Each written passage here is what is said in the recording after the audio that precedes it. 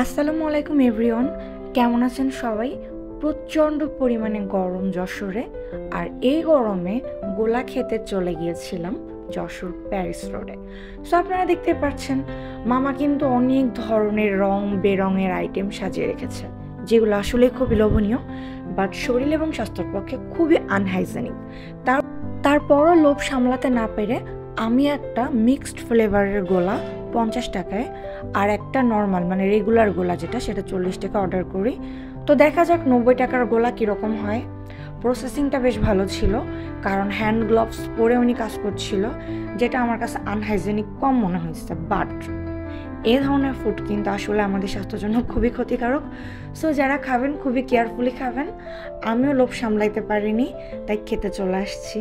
যদিও বা comment section এটা নিয়ে অনেক কথা হবে, বাট না ভাই, এটা কোনো পেইড রিভিউ এই জাতীয় কিচ্ছু না। রাস্তা দিয়ে হাঁটছিলাম, দেখলাম, ভালো লাগলো, অর্ডার করলাম, খাইলাম, আর আপনাদের সঙ্গে রিভিউ শেয়ার করতে চলে আসছি। That's it. এইবার আমি যদি বলি যে এই আইস গোলাটা 50 টাকা হিসাবে টেস্টের ক্ষেত্রে কেমন ছিল, তবে আমি অথেন্টিক রিভিউ দিতে লাইক করি। সো আমি বলবো টেস্টের ক্ষেত্রে এটা ছিল অ্যাভারেজ।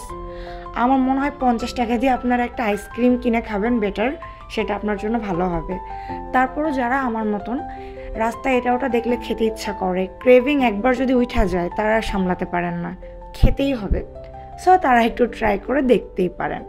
এই যে গোলাপ চেহারা আমি দেখিয়ে দিলাম, এটা মিক্সড ফ্লেভার ছিল, দ্যাট মিনস টক ঝাল মিষ্টি। সো আমি গোলা খাওয়ানো আপনাদেরকে আর কি দেখাবো, আজকে এই পর্যন্ত। আল্লাহ হাফেজ।